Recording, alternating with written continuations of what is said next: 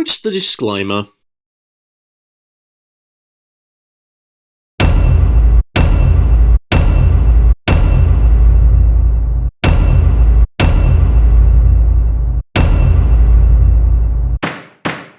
"40 seconds of logos!" 40 seconds of no one cares, so shut up already. And they are attempting to set a record by making Buffalo's largest cookie. Buffalo's largest cookie? Not the country's, not the world's. Buffalo's largest cookie? The Kowalski's sin is their complete lack of ambition. Well, since this is a local story, of course it'd be focused in Buffalo, New York. It'd be like getting upset at a movie involving Seattle for primarily being in Seattle. Interesting that they keep the bagels covered to store them longer, but every other type of shit they make is just out here on the shelf, fair game for flies, degrading by the minute. This is something that happens, unfortunately. Food items aren't always covered up the best, and thus they get infested by bugs. In other words, sinning reality. Sitting on the floor at a scrapbook on a tiny table like this with a beverage and candles. This is a recipe for ruined or lost pictures, back problems, and that pins and needles thing where your legs feel like they are on fire and also being sliced by razor blades at the same time. Pointing out things on the screen cliché. And you know Grace could take breaks to get some movement back in her legs, right? Let's watch it one more time. Oh, no. Just once more. No. Please. No. This guy who doesn't understand the word no is going to be given the powers of God. Yikes! I will say, be thankful this isn't about consent and more so a recording of a news clipping. Oh, no. Grace, the dog! Yelling for someone else to solve the immediate problem that you were closer to. Grace likely has a better connection to Sam, and thus could get him to stop marking his territory easier. beautiful. Jim Carreying your dialogue just because Jim Carrey is in the film. So, we're sinning Jim Carrey just for doing his thing? Unacceptable, Jeremy. It's a nice story, Bruce, but we're gonna go with Evan's piece. A local news organization that pays to send a reporter, producer, and camera person out to a story and have someone fully edit the piece when they might not even air it. I mean, this is something that can happen in journalism. A quick Google search would have shown that to you and saved your lemmings, writers, the trouble of writing up nonsense like this one. Wait, was that just a plain piece of bologna and cheese between two slices of bread? No ketchup or anything? This just in, your sandwich sucks. Breaking news! Your attempt at a sin, much like this video and your channel, sucks. Couldn't you have paid Jim Carrey a little less money and actually filmed this at Niagara Falls? It's so fake looking, the parting of the tomato soup later in the movie looks more realistic than this. Well, to put your mind at ease, they got B-roll of the falls behind him. Other than that, not a sin, my dude. Our beloved Pete Feynman is retiring, and we could think of no one better than our very own Evan Baxter. Movie wants us to believe that this would be a normal way for Bruce to get sucker punched about not getting this job, but there is zero chance this happens without a coordinated effort to hurt him as badly as possible. Okay, let's just get this out of the way here, Jeremy. This is a movie where an average man has been given the powers of God to potentially make people's lives better, even if things end up falling apart around him. This isn't our reality. What's going on? Oh, shut up, Jack. You knowingly sent Bruce out on an assignment without telling him that Evan was getting the job and put the announcement right before his piece. The idea that Jack is a good guy in this movie is a Philip Baker Hall of lies. He's referring to Bruce stiffening up after the announcement of Evan on the anchor position, and you're saying that as if Jack deliberately omitted that information. And since that wasn't the case, then all I'll say here is Jeremy has the honesty and integrity of a politician. Why did you throw the blue heart of the ocean jewel over the railing of the Titanic? Did you feel bad at all letting Leo DiCaprio drown while you were safe floating on the big door?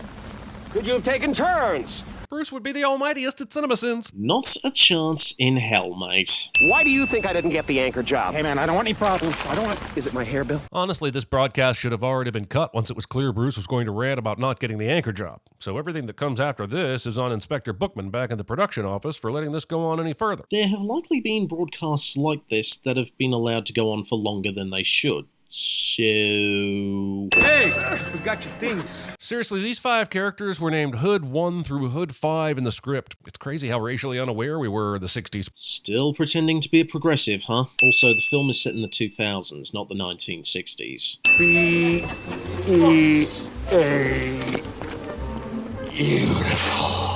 I really wish he'd stop trying to make B-E-A beautiful a thing. And I'm gonna stop you right there because you're once again sinning catchphrases and sinning Jim Carrey just for being Jim Carrey. God has taken my bird in my bush. Blaming God for your personal grooming habits. What cave of bullshit did you dig that out of? Bruce is saying that he had no opportunities to advance his career and then lost it, because he didn't appreciate what he had and is blaming God for his failures. I'm not okay with a mediocre apartment. Hold up, this apartment is f***ing rad. I mean, I agree. I wouldn't go so far as to say rad, but it does look homely enough. But like I said in the previous Sin and in the shark sale video I did with Luke, he doesn't appreciate what he has until he starts to lose the people around him and gain a new perspective. So for this, I will neither add or remove a sin here. I'm not okay with a mediocre life! Okay, so here's where he went too far. I think we can all agree. But sending the photo box flying across the room is legit an early warning sign of an abusive relationship. I'm pretty sure the movie knows that this is bad. Also, Bruce hasn't been shown to be an abusive partner, so this just seems like another example of you not using words properly. Smite me! Almighty smiter! Is Jim Carrey comically brilliant or gratuitously overacting? Who can know the answer to this mystery? Pretty much both. And aren't you doing the exact same thing right now by yelling at the screen? This guy couldn't live in a more obvious studio backlot of a giant WB water tower. Oh my God, who the hell cares? Having God in any incarnation, in any situation, for any reason whatsoever, wear a f***ing Yankees hat. Ah, f*** it. Sinning Morgan Freeman. Also, it's New York. What hat do you want him wearing? The Red Sox? Bruce goes flying again because of this drawer. Are we sure God isn't a sadist? If you're trying to risk incurring the wrath of God, I mean Morgan Freeman, then you're doing an excellent job. 3, 2, 4, 9, 6, 8, 1. Well, apparently we know where God stands on the is the thumb a finger question. I mean, he's wrong, but whatever. Maybe don't take your medical advice from Dr. Hibbert. The thumb is a finger, Jeremy. And God would know because he created them. The fact that this old man sees this shit and still stays quiet is kind of a big deal, because Bruce will go on to reap all kinds of fame, and the dude from Up here has first-hand knowledge that Bruce has superpowers. The old man may have thought he was seeing things, and or too stunned to react. Also, Up called, they want their protagonist back. But I'm just trying to get the lay of the promised land here. Do some powers require more focus from God? Do some powers result in more peripheral grandeur, like doors opening and wind blowing things around? Why is the parting of the red soup any more majestic than the telekinesising of the sugar earlier? The parting of the tomato soup is a reference to the parting of the Red Sea through Moses and God. Bruce immediately uses his powers to destroy public property, Marilyn Monroe a woman without consent, and steal clothing. I'm beginning to think he might just be an asshole. So you on and off YouTube? Yo, brethren, what up with thee? That's Baptist. Not funny. Both he and the monkey survived this. Twice! Oh, for my sake. This isn't our reality. That moon is way too big. Ah, so there's the origin of one of your many lame running gags that was never funny to begin with. Thanks for the reminder. Destroying an entire star system so you can get laid. Is that jealousy, Jeremy? Ooh, nah, that's so not your colour. Not only does he use his god powers to seduce his girlfriend and literally give her a long-distance orgasm, but he does it to avoid having to finish their argument from last night. Oh no, a character's flawed and makes mistakes. Surely that's a bad thing, right? Come on, Jeremy. You know this better than anyone. If a character didn't have flaws, they won't learn and improve. There's no way this dog is peeing in this toilet from this position. So, God existing in this movie is fine with you, but a dog using the bathroom like a human is what's bothering you? Oh, come on. This movie is clearly fictional, so suspend your disbelief and for the love of Morgan Freeman, move the f*** on. Yep, he used god powers to make his girl's boobs bigger. I'm honestly not sure he's going to use the god powers for any good reason this whole film, but I'll keep pointing out all the selfish and sinful ones along the way. You've gotta love the irony of a man who constantly sins things for being a deus ex machina, literally sinning a man with the powers of God for selfish reasons. Whoa, nice car, man. Except those noisy skateboard punks saw the beat-up car just a few seconds ago. Did they see the car change? Did he erase their memory? Who knows? Who cares? Moving on. All this horsepower and no room to gallop. You live in Buffalo. Your point being? As you can see behind us, the body is being carefully exhumed. That body is still 92% covered by dirt. How the f did you determine it was Jimmy Hoffa? The body was found buried with a birth certificate and complete set of dental records. And you didn't think that was suspicious, and instead of checking the DNA, you just declared it f***ing Hoffa? How did the dental records help when his face is still covered by dirt? This isn't our reality. Get it yet? Moments later, he busted a local news camera crew with 220 pounds of marijuana. Someday, not too far down the road, this moment will make as much sense as kids in a movie from the 50s being arrested for playing a pinball machine. Well, that comparison doesn't make any sense. At least with marijuana, it's been considered an illegal substance, so it could lead to someone getting arrested if caught with it. And since when has anyone ever been arrested for playing a pinball machine? We want you back, Bruce. We decided that you lucking into a big story is a clear indication that your mental instability and the giant FCC fines you caused are no longer important. Jeremy manipulates dialogue cliché. Bruce Nolan is rapidly becoming known as... I would think Mr. Convenient would be more appropriate.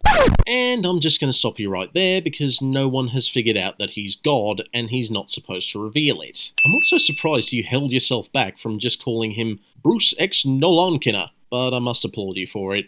Just as long as it doesn't come about later. This doesn't even make any sense. There's not even any incentive for Bruce to God teach the dog to hold the paper, let alone read it. It's really telling that a YouTube channel with subsidiaries that tries to tell jokes in their videos would miss the idea of a joke in a comedy movie. Okay, look, they would quarantine this meteor crater immediately, not let all the chefs from the motherfucking nearby chili cook-off into the crater for a photo op that can only happen via helicopter. God fucking damn! Channeling your inner boomer despite being Gen X by literally yelling at the screen. And he told me to prepare for the most memorable night of our entire lives. First of all, men should never say this to their partners. It is impossible to live up to. Oh, is that why your college ex-girlfriend broke up with you? Because you couldn't live up to her expectations? Whew, that actually explains a lot looking back on it. Second of all, I witnessed most of the sex you guys had a few nights back, and that seemed like it would be more memorable than even getting proposed to. Also, thinking a gal in a relationship wouldn't want to be proposed to. I'm sure there are exceptions. However, a good number of women anticipate and look forward to being proposed to. It's not clear that Evan Baxter ever did anything wrong to Bruce, other than some office banter. He merely got the job Bruce wanted. So now that Bruce is God, he'll use those powers to utterly humiliate a coworker he probably wrongly labeled as a foe. But don't worry, kids. In the end, he does a single sacrificial thing, and that redeems all this selfish bullshit, apparently. Again, a flawed person makes mistakes, realizes they were wrong, learns their lesson, and works on becoming a better person. That seems pretty standard in storytelling. How do you not get that? Wait, don't tell me. I think I know the answer, sadly. So much for the no interfering with someone's free will rule. Ah, hell. You got a good point there. But then, if the movie followed through on that with this scene, we wouldn't get this hilarious moment from Steve Carell. So I'll just leave the tally be. They cut away seconds after Bruce said a swear on the Maid of the Mist, but they let Evan speak in tongues for more than half a minute and take no action. There's a difference between this and someone cursing. The latter can lead to fines from the FCC, and the former is mostly an "Are you okay?" We might want to check up on them. Let's make sure they're not drunk or having an episode. Is this heaven? Oh, this is Mount Everest. This cannot be the top of Mount Everest because I cannot see the colorful remnants of the living who got here and planted flags or the dead who died near the top only to become stairs. Yes, because that's what we want to be reminded of when seeing Mount Everest. Dead bodies. What's next, Livingston? Are you going to visit Pompeii and ask where the volcanic ash-covered victims are while you're there? You should flip on the Discovery Channel from time to time. Max. Hey? Also, sinning learning. I know. Prayer Post-its! This dude learns the lesson about the limits of physical media storage, but then immediately chooses a different form of physical media storage that has even less ability to be tracked and monitored. Well, it's a good thing he doesn't stay with the sticky notes and moves on to the computer system. Huh, Jer? And speaking of the computer system... Even when this movie came out, Yahoo was a dinosaur. But they were so stuck on that Yahweh joke, riffing on the Yahoo jingle, they kept a dated joke out of spite. Wow. You couldn't be more wrong even if you tried to be. Yahoo was still used in the early 2000s, with this movie being filmed in 2002 and released in 2003. Also that fake-ass laugh. Bruce uses the power of God to get fresh coffee direct from Juan Valdez instead of just answering some of the prayers he's been emailed. Bruce continues to be a terrible person. That's precisely the point. Bruce has been given the powers of God and is taking them and their responsibilities for granted. How are you so bad at understanding storytelling? Ooh, super speed flashing email answering scene. Nah.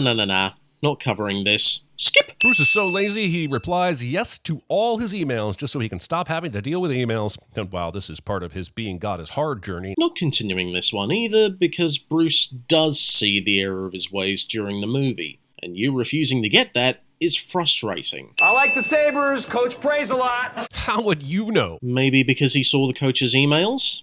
However, this would be an actual cinema sin if you got that since the coach at the time, Lindy Ruff, wasn't known for having religious beliefs or praying, then this line would technically be a major goof on the production's part. So for missing the legitimate sin and feigning ignorance, 2 sins. Here's the dumbest shit ever. He calls her and leaves a message asking her to come to the party. Then he uses his God powers to get the dog to persuade her. But then he, forgets he's God and decides to let Susan Ortega eat his face? Okay, stop right there. That is an absolute lie. You are correct that Susan Ortega did go after Bruce despite knowing he's committed to Grace. However, he did try getting her to stop since he still loved Grace. Why do you think you can lie about one of the highest grossing films of 2003? No wonder you stayed single! Bruce yells this at God as though relationships are hard, am I right? When he was literally just caught kissing another woman by his live-in girlfriend. No Sherlock. And like I said in the live-action How to Train Your Dragon, no one wants to see a movie where every single character and the plotline is 100% perfect. They want drama. They want suspense. All the things that you complain about on a regular basis. An unusually high number of lottery winners has New York officials concerned. There's forced news position, and then there's pretend everyone at a fancy party had a TV on and tuned into the evening news forced news position. Alright, Jeremy, time for bed. And just remember, exposition isn't the scary monster you think it is, okay? Also, multiple lottery winners is the main problem from answering yes to everyone's prayers. I saw Wonder Woman 1984. I know it gets much worse than that. Jeez, third call from DC. This time they want their movie back. How do you make somebody love you without affecting free will? You fucking don't. Only a selfish person would even ask this question. For the third bloody time here, Bruce is a flawed human being. What part of that don't you understand? She goes out jogging, leaving her sister's house, and finds that Bruce has carved messages in the graffiti trees to get her to come back to him. And that is absolutely psychotic behavior, stalker behavior. And the fact that she takes him back at about 23 minutes of movie time is a crime. I mean, hey, Bruce knows all the right moves here. Unlike the same convenience-sinning man-baby who has less charisma than a moldy pickle, and yet somehow has a wife. Hi, can I get a small coffee to go? Who goes to a trolley car diner for a small coffee? You work at a preschool or elementary school, that place definitely has coffee. As an avid coffee drinker, I usually order a large, but some people would prefer either a little more or not too much, depending on the day they're about to have, or the night that they had previously. She also didn't want the freeze-dried instant stuff. Also yelling at the screen.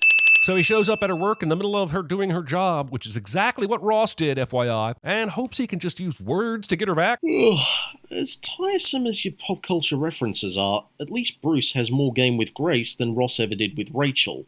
How Ross ever got together with Rachel is beyond me, but that's a story for another day, if ever told. The scene nearly turned violent. The scene nearly turned violent after nearly everyone won the lottery all at once, and that violence would have been on the real God, not Bruce. Just want to make sure we keep our eye on the true culprit. No, dumbass. God gave Bruce his powers to test Bruce's capabilities as God, and Bruce proved he wasn't worthy.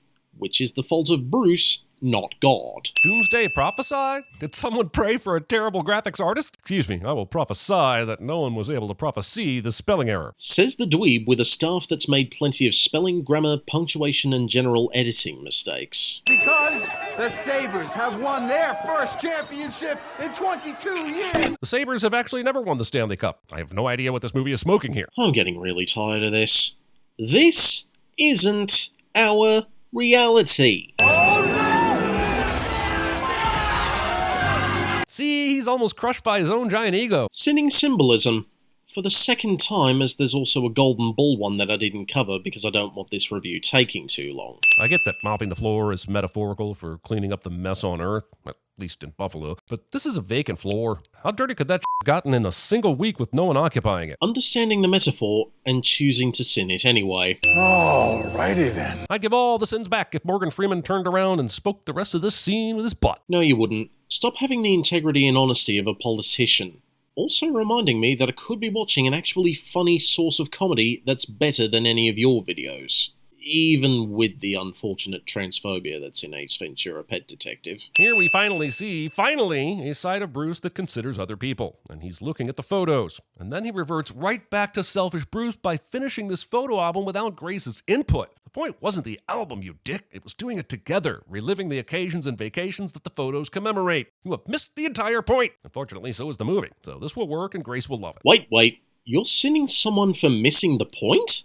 Are you kidding me? That'd be like James Franco calling someone else a bad host at the Oscars, or Nicolas Cage mocking someone for chewing the scenery and overacting. Bruce giveth, and Bruce taketh away. Wait, so instead of answering each prayer or just yes-to-alling his way through it, he unplugs the prayer machine? And that's a good thing? So now all the prayers go out and no one ever reads them at all, let alone responds to them? That sounds a lot like real life, but I'm not sure this movie realizes it's going full atheist here. I'm pretty sure this shows Bruce acknowledging that he doesn't need to play God anymore, and let Morgan Freeman take care of it since he actually knows what he's doing. Lower and debase myself for the amusement of total strangers? Jim Carrey's actual inner monologue somehow makes it into the script. Jim Carrey just perfectly roasted CinemaSins almost 10 years before that channel came to be, and Jeremy, of course, missed it. Haha. Good on you, Jim. This is full. You did all this? A scrapbook would totally make up for the psychological abuse you put my sister through. I'll put in a good word. This is meant to show that Bruce has been working on becoming a better person instead of being a royal prick. Also, Jeremy manipulates dialogue cliche. I want you to decide what's right for me. Weren't you listening earlier, Bruce? God said that our problem was looking up to him too much. What's the deal with the sudden change in message here? Because I thought it was solve your own because I'm outie, thus saith the Lord. Jeremy once again misunderstands what's going on in the movie because he's been too busy making lame jokes and generally acting like the birthday clown that nobody wants to deal with. Grace, you want her back? No, I want her to be happy. This here is the only measure of growth this dickhead makes the entire movie. I actually do believe he has put Grace's happiness above his own, but I also believe his own happiness is still well above all non-Grace humans that exist on the planet. Every word of what you just said was wrong. I want her to find someone who will treat her with all the love she deserved from me. And because this movie can't just leave it on this pretty powerful idea, that person will end up being you anyway for some bullshit reason. Oh, for my sake! He's grown as a person. What don't you get about that? I get that she might come visit him, or even be upset at his condition, but she's basically taking him back because she has sads about how he got hit by a car. None of her issues with him have been resolved. Who says they wouldn't work on it together? Here is a syringe cookie that definitely looks like a penis. You know, for someone who's married to a woman, you sure seem to mention men and their bodies a lot. Is there something you want to tell us? We won't judge you.